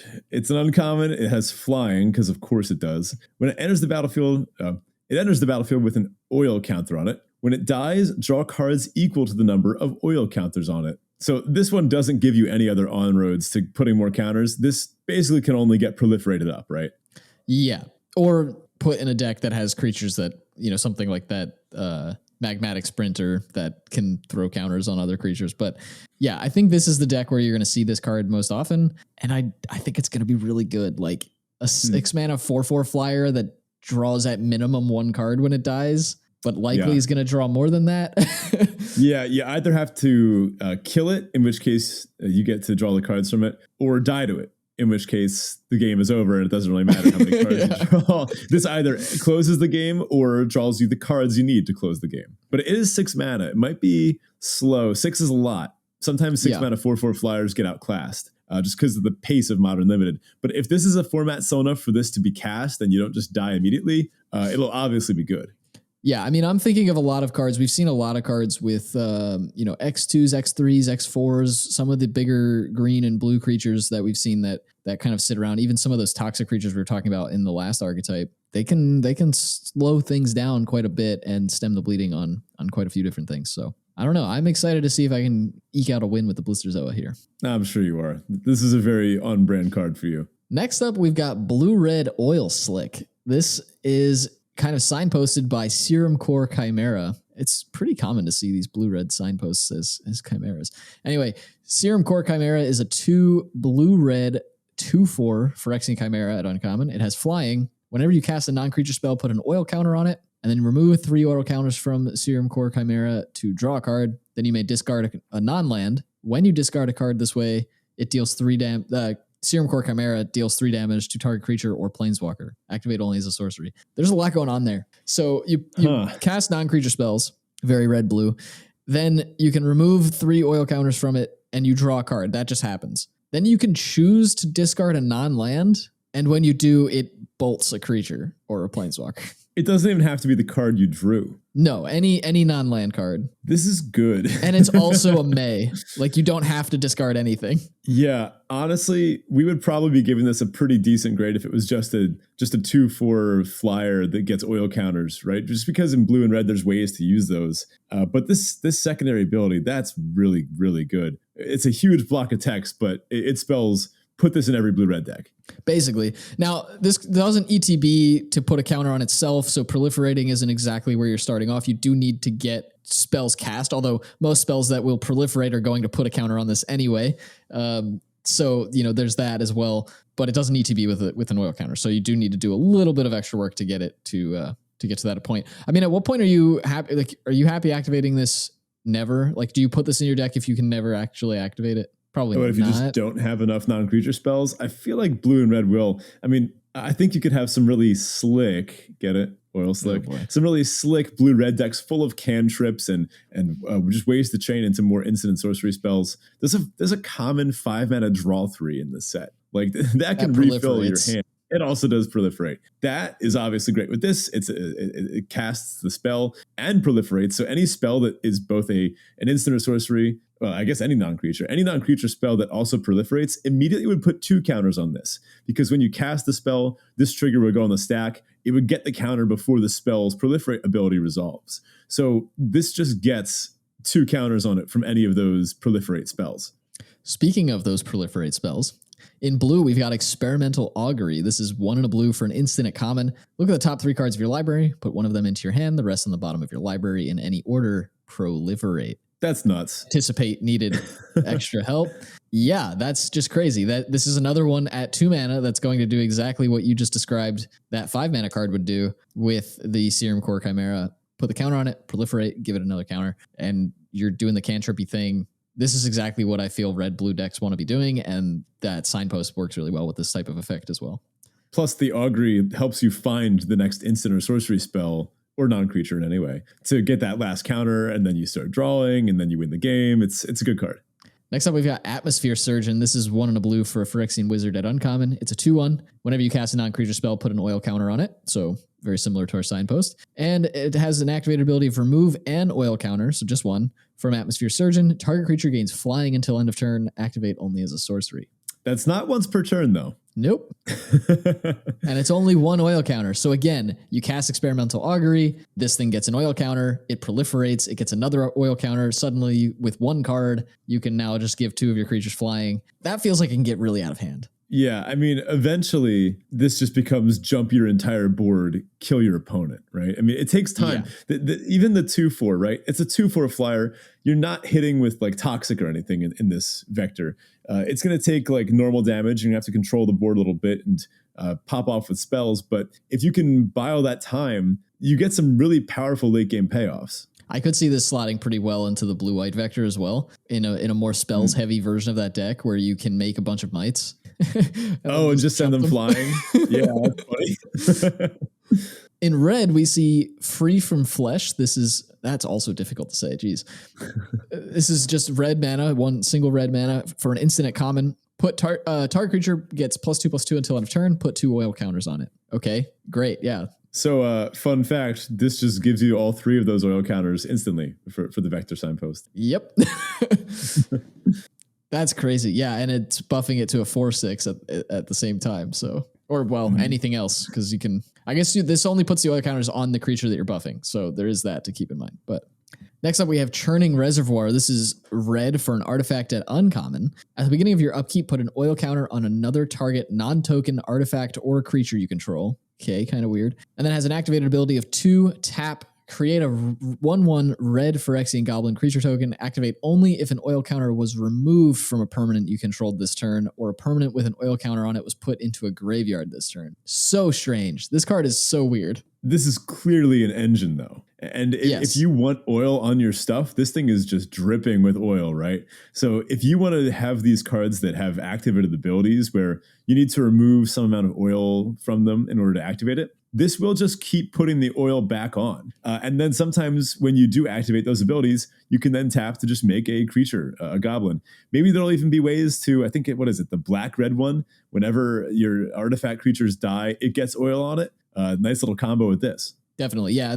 There is a nice engine here. I think it's going to take a little bit of work, but a lot of these creatures that, when you cast a non-creature spell, get oil counters, will kind of give you ways to renew those. This will give you another way to renew those. And obviously, if you can remove them from those cards, then yeah, you can build a little army in a can here. Our last vector to discuss here is red-white, which I've deemed poorly equipped, because every time we get equipment as a limited vector, it just doesn't always work. There's also a bit of irony here in that lore-wise, the thing that's allowing the Mirrodins to actually fight the Phyrexians a little bit better is something called hex gold. So they're actually pretty rich, but I still think they might be poorly equipped. All right, it's getting late. Let's power through this one. So we've got Bladehold Warwhip. It's 1 red-white for an equipment. It has Mirrodin, and when this equipment enters the battlefield, make a 2/2, blah, blah, blah. It's uncommon. So it says equip abilities you activate of other equipment cost 1 less to activate, and equipped creature has double strike. It has equip 3 red-white. So this functionally comes in as a 2/2 double strike that makes your other equipment cheaper to activate. Nice. Yeah, it's pretty effective. It's pretty expensive to re-equip, though. Yeah, that's where the trade-off comes in, right? I mean, you do get this thing that just leaves double strike laying around, though. I mean, you just stick this on a 4/4, right? And you got a 4/4 double strike. If you have this just kind of sticking around, I don't know, like, is this a reason to side in an artifact or enchantment hate answer? Like, this is a pretty solid thing to just have your biggest thing with double strike. I think it is, but for a different reason as well. This isn't templated. Equipped creature has equip abilities you activate of other. This thing just has that ability. Yeah. So this actually plays really well with multiple equipment, which isn't always common, right? One of the drawbacks of equipment, they tend to be expensive to re-equip and limited, right? So maybe you only get to re-equip like one or another one. This is also going to mess with the, I guess, like creature versus artifact and equipment count in some of the decks. Like, you might seem like you have less creatures than you actually do, but in reality, a lot of them will be for Mirrodin equipment. Should mention, this obviously pairs really well with Toxic. Yeah, and this one in particular, I just love that effect is static. Like, this is an equipment that is still doing something when it's not equipped to a creature. So you do have that extra added little benefit from this card in particular. Now, there is one thing I'm worried about. This doesn't overlap with the proliferating counters oil at all, which means it's kind of on its own, and it's going to be difficult for this vector to adjust within the format. It's kind of going to be up to us to see if it's good at all compared to the oil proliferating stuff to do, or if it just doesn't really compete with all the counter stuff. So, for example, Bladegraft Aspirant. It's 2 and a red for a 2/3. It's a Phyrexian warrior, a common with menace. Equipment spells you cast cost 1 less to cast, and activated abilities of equipment you control that target Bladegraft Aspirant cost 1 less to activate. That's really nice. It cheapens everything. It cheapens the cost and the equip cost. But this doesn't play well with anything else in the set. It's insular. It's only stuff that has to do with equipment that this plays well with. So I think when the deck is open, it'll be extremely obvious. But then you might also have, like, I don't know, people fighting over all the good proliferate stuff. I think when this deck is open, you're going to get like all the good stuff for it that you want, because no one else will want it. They'll be fighting over stuff like Thrumming Bird. Whereas, I mean, you'll be able to wheel any of the equipment that you want. Yeah, I wonder how easy it's going to be for a draft to support more than one white-red drafter, though. Because, again, to your point, these cards are only wanted by that one drafter, or potentially 2 drafters or whatever. And I don't know. I think 2 will probably still be supported, but any more than 2 people is probably going to get tight, because there aren't very many cards that can fit into this vector. That said, 3 mana 2/3 menace is just good without any other text. Yeah, it's pretty solid. And then if you can stick some equipment on it for cheaper, then that's even better. Next up, Hexgold Halberd. 1 and a red, equipment for Mirrodin. As long as it's your turn, equipped creature has first strike and trample, and it has equipped 2 and a red. So 2 mana 2/2 first strike trample on your turn, and then you can re-equip this. That's nice. I like it. Again, giving first strike is a good way to make sure you get through. But I don't know. You almost wish you could put this on something with Toxic instead. Notably, unlike with Living Weapon, where if you unequipped your equipment to put it on something else, the 0/0 germ that it made would just die. These 2/2s, they stick around. So you don't have to leave it on this 2/2. You could just cast this and then immediately re-equip it to something else, like a 3/3. Yeah, I think it's also worth mentioning too, like this card in particular, but I think we're seeing this with this vector in general. It's pretty aggressive, right? This ability is only caring about your turn, which feels kind of weird, but this is a vector that wants to be hitting the red zone pretty effectively. Next up, we've got Leonin Lightbringer. This is 2 and a white for a 3/2 Cat Rebel at common. It has Ward 2, And as long as Leonin Lightbringer is equipped, it gets +1/+1. So I really like Ward 2 on this. One of the biggest issues with equipment type vectors is that you spend all this mana to re-equip an equipment to a creature, and then you're like, oh man, are they going to kill the creature out from under me? And they usually do. And then you lose the game. Ward 2 makes it much, much harder to get blown out while trying to equip this, and means that usually, as long as it's able to safely attack, you will get a few hits in with this.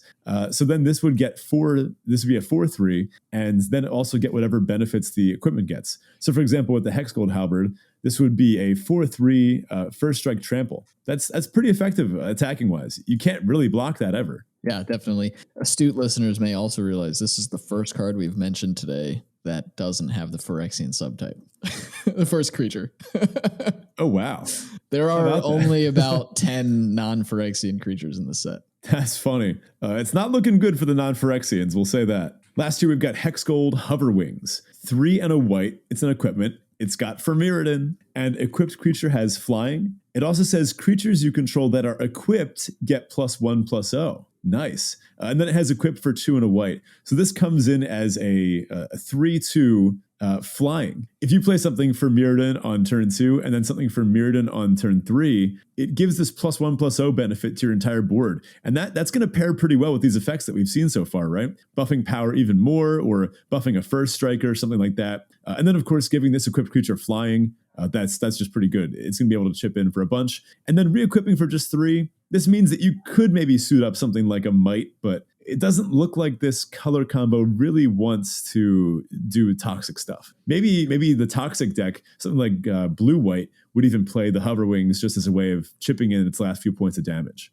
Yeah, I think when I first read this card, I was a little bit lower on it than I think I should be. And that was because reading that line, creatures you control that are equipped, makes me think, I've got to spend all this extra mana to equip my creatures. When in reality, a lot of the equipment in the set, I think all the equipment in the set are for Mirrodin cards. And so they're entering the battlefield with creatures and already being attached to them. So the first time around, at least, not a whole lot of extra mana to be spending on that. Mm-hmm. Just about all the equipment are. I think there's 1 or 2 Phyrexian equipment too. So there's some colorless junk to talk about first, right? Before we get into our top comments. Yeah, so first up here, we've got Dross Skullbomb. This is 1 just generic mana for an artifact at common.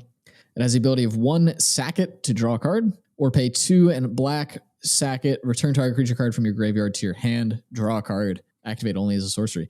All right, there's some decent card advantage. We've seen Skullbombs in the past, but this looks pretty good. Yeah, each color has one. They all do something that you'd expect. The green one pumps, the other one puts oil, that type of thing.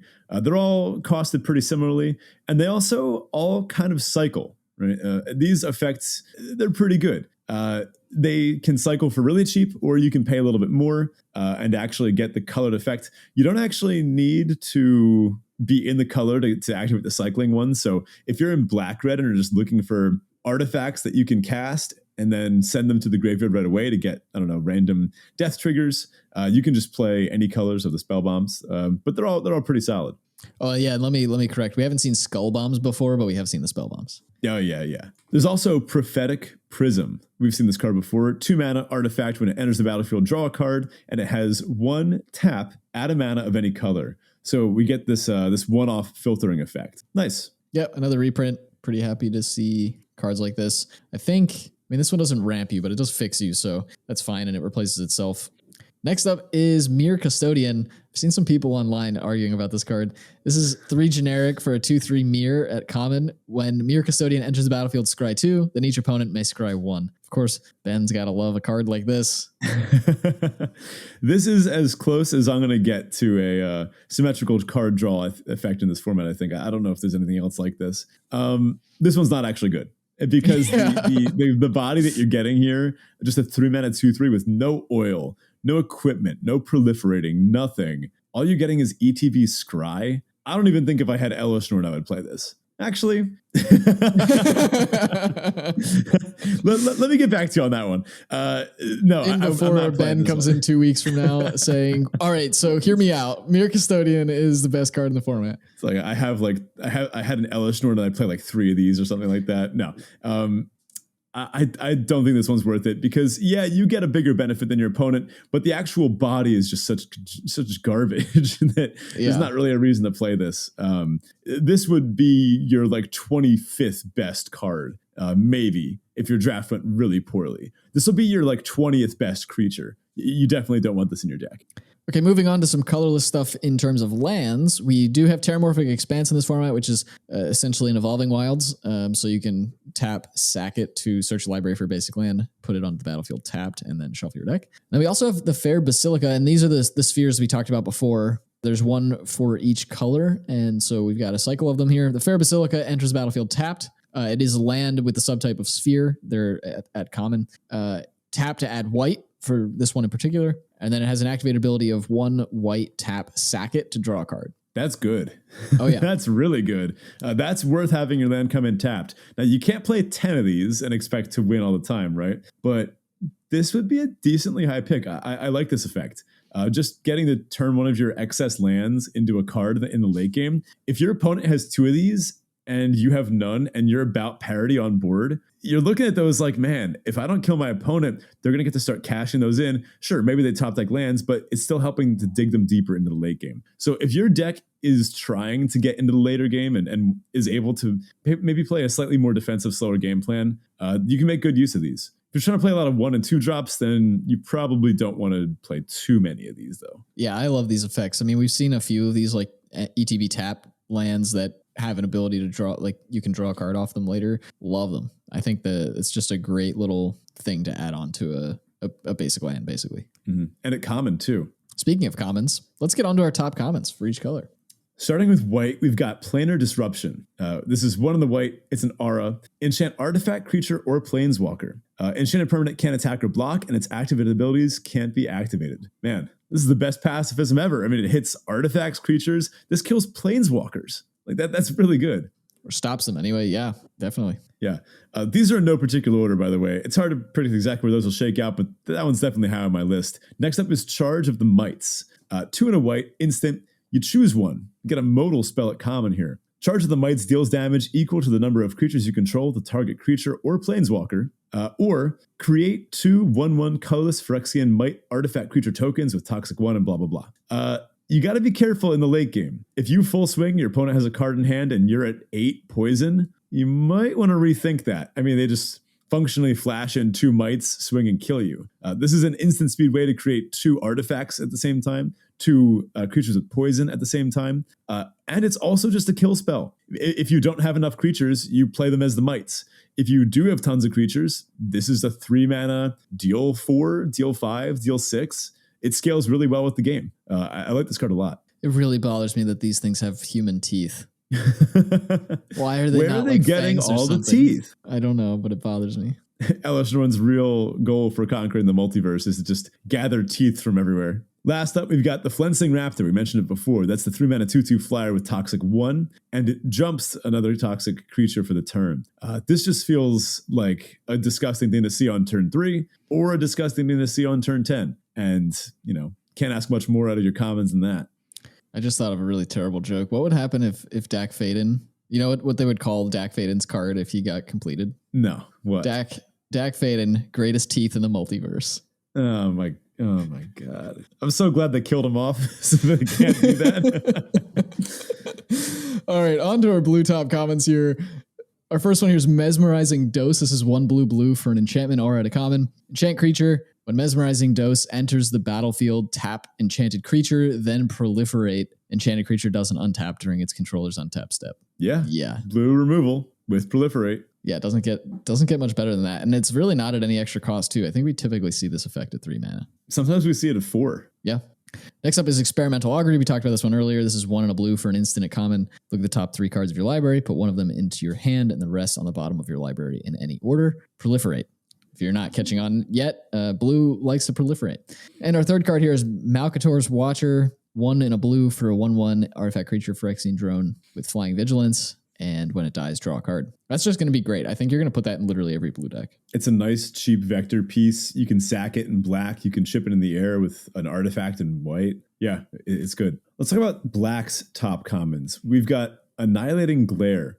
This is a single black mana for a sorcery. As an additional cost to cast the spell, pay for or sacrifice an artifact or creature. Destroy target creature or planeswalker. That is an unconditional kill spell for 5 mana, or 1 mana, you just have to sack a thing. And there will be artifacts and creatures to sack, whether it's mites or little things that you can get back when you proliferate, or little things like that little Malcator's Watcher that actually kind of want to get sacrificed to draw a card off of. Just really efficient kill spell. There's also Anoint with Affliction. 1 and a black, instant. Exile target creature if it has mana value 3 or less. That would just be really, really good by itself, but it gets better. Exile that creature instead if its controller has 3 or more poison counters. Strange wording, but this basically means you can use it at any time to exile a thing with mana value 3 or less for 2, which is great. And then once your opponent is corrupted, you can just use this as a 2 mana exile anything. That is nuts. That is stupidly good. One of the most efficient and well-costed kill spells we've seen in a while. That's well worth getting your opponent corrupted for. And it's a common. Yeah. How are you going to get your opponent corrupted, you may ask? How about Stinging Hive Master? 3 mana, 2 and a black, for a 3/2 Phyrexian Warlock. It itself has Toxic 1, and then when it dies, create a 1/1 Might with Toxic 1. I mean, these 3 mana, 2 bodies, whether they come in at the same time or when one dies, these tend to be pretty solid. And this one, even both bodies have the toxic mechanic. So this is a good way to get your opponent poisoned. All right, for red, as we're used to seeing, we're going to have a couple more removal spells. Our first up here is Hexgold Splash. This is red for an instant at common. It deals 2 damage to target creature, and if that creature has toxic, it deals 4 damage to that creature instead. That seems pretty solid. We saw a couple of toxic creatures with 4 toughness, and I think this is going to be basically the only way red can deal with them. Yeah. Doesn't kill the black-green one. That one conveniently has 5 toughness. Next up, we've got Volt Charge. This is 2 in a red for an instant at common. Volt Charge deals 3 damage to any target. Proliferate. Yikes. And lastly, we have Chimney Rabble. This is the 3 in a red, 3/3 Phyrexian Goblin Warrior with haste. And when it ETBs, you make a 1/1 red Phyrexian Goblin. Maybe a safe prediction, but I mean, making 2 bodies, giving one of them haste, I feel like this is just what red is going to want to do. Let's talk about green's top commons. I've got some spicy picks for us here. I've got Tyrannak's Atrocity. This is 3 green for a 4/4 Phyrexian Dinosaur. Look at that thing. Man, have you seen Primal? Mm-mm. Oh, it's by Genndy Tartakovsky. Great director. He made like the old Clone Wars series, Dexter's Lab, Samurai Jack, a lot of classics. There's an episode where it's about like a caveman and a dinosaur. Historical inaccuracies aside, it's a fantastic show. Awesome direction, awesome art style, awesome animation. There's also a dinosaur that looks something like this in one of them. This thing is a nightmare. It is a 4/4 haste with Toxic 3 for 5 mana. Yeah, I think there's going to be a red-green deck that just every creature has haste. Yeah, this is fast, and this poisons your opponent very fast. I mean, Toxic 3 and 4 power, that scales pretty well. This is going to be tough to block. The fact that it's a little understated for 5 mana is made up for by the fact that it has haste, right? If your opponent has played their 4-drop, it's not super likely their 4-drop will be able to trade for this. Now, if they've played their 5-drop already, maybe this gets a little worse. Maybe you're supposed to side this out if you're on the draw. But overall, just I like this card a lot. I want to try it out. I'm excited to try this card out. We'll say that. This is also one to keep in mind if you are sitting at around like 6 or 7 poison counters and your opponent has green mana. Leave up some blockers. This just kills out of nowhere. This reminds me a little bit of Charging Monstrosaur. It's not quite as good, obviously. It doesn't have the trample, but just a big, beefy haster. This can just kill people. All right, I've got to zoom in for our next card. This is Contagious Vorak. This is 2 and a green for a 3/3 Phyrexian Boar Beast. All right, get ready. When it enters the battlefield, look at the top 4 cards of your library. You may reveal a land from among them and put it into your hand. Put the rest on the bottom of your library in a random order. If you didn't put a card into your hand this way, proliferate. Okay. Yeah, I mean, it's basically a lot of text that says this is a 3/3 for 3 that lets you grab a land from the top 4 or proliferate. Yeah, and it gives you the choice. You're not forced to, right? You don't reveal them either. You just look at them. So 3/3 for 3 that draws you a card. I mean, is it a... draws you a land. Oh, yeah. Well, it's still a card. I mean, is it a pack mate? Kinda. It doesn't have the cast for 2 ability, but I don't know. 4 mana 3/3 draw a card. That's pretty good. And then sometimes in a pinch, you will just I don't know, your opponent will be at 9 poison and you just top deck this and you just kill them. Yeah. There's also Ruthless Predation. 1 of the green for a sorcery. Target creature you control gets +1/+2 until end of turn. It fights target creature you don't control. I know we just saw this in Epic Confrontation, but it's a good fight spell, you know? Yep. Well, that about does it for us this week. Thank you so much for listening. I mean, this set was looking fun. I am a little nervous that too many vectors feel the same or very similar. So I'm hoping that in practice, they actually differentiate themselves from each other. They all kind of feel like about the same deck to me, except red-white right now. Yeah. Slightly different. So it almost feels like there's just like one wide scoping vector that has like, you know, if you change the direction a little bit, you're getting various differences between them, but otherwise everything's just toxic and proliferate. And I guess that's fine. We'll see how it plays out. I hope it doesn't get boring too quickly, but that may mean that some of the like build arounds or like the rares and mythics that we haven't covered here are going to make a big difference in terms of making the format feel different and have any longevity, but we'll see how that goes going forward.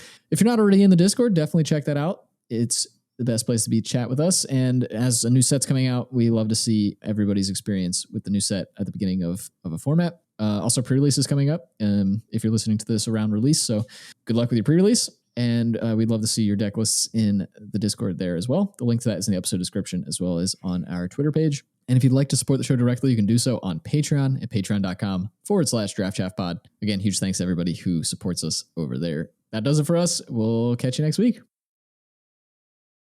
All right. It's gotten pretty late for us recording this, so I want to do a quick sign off. It's a very important day today. It's one of my favorite national days, actually. Any idea what it is? Not without typing some things into Google. I'll give you a hint. It has to do with what I'm drinking right now. But I can only see your mug and not the liquid in it. Yeah, I actually drank it all already, so you can't tell. It's actually National Hot Chocolate Day. And, okay, well, my guess was going to be National Hot Toddy Day, so I kind of got there. You think I drank during a set review without inviting you? Come on. Fair enough. So, no, it's actually National Hot Chocolate Day. So I will say I'm a bit of a hot chocolate snob, a bit of a connoisseur. I've tried out a bunch of different milks for it. I've got some fancy ones. The one that I had just now was one that it's like a Belgian chocolate that you mix in to the hot milk by itself. My personal go-to is oat milk, not just because I'm lactose intolerant. I think it's just pretty good. And I will say I've also been using up slowly my candy cane collection that I still have from the holidays around here. I think it's a crime to not melt a candy cane into your hot chocolate. And then if you really want to go for some upgrades, you can add some Baileys or something along those lines. Whipped cream on top, chocolate syrup, marshmallows if you're into them, but I don't love marshmallows. I think they're a little gross. I don't know. Cancel me for that one. Marshmallows are disgusting. But the true ultimate hot chocolate, I think, has all the fixings on it except marshmallows. All right. I can get behind that. I agree with you on the peppermint, by the way. I don't know that it's a crime to always or to never. How do I word this? There are times when it's correct to not put peppermint in, and that's when you're putting peanut butter in it. Peanut butter? Oh my God. Oh yeah. Talking about. Oh yeah. Peanut butter in hot chocolate is the bomb. It's like drinking a Reese's cup. Okay. I know you were on about peanut butter last week on our sign off, but I wasn't expecting it to make a callback today. Dude, I have a terrible obsession with peanut butter, and by terrible I mean amazing. But I love peanut butter. All right. You know what? I'll try it. I'll get back to you. I'll let you know my thoughts. Maybe next week's sign off. All right. The trick with putting peanut butter in any hot beverage, by the way, is that it doesn't emulsify properly. If you just that's what I'm thinking. It gets kind of stringy. So you may want to get like something like PB Fit, which is like a peanut butter powder. That would mix in a lot better, but you get the same flavor. So, or you can melt the peanut butter first, like heat it up first so that it gets more liquidy, and then you put it in.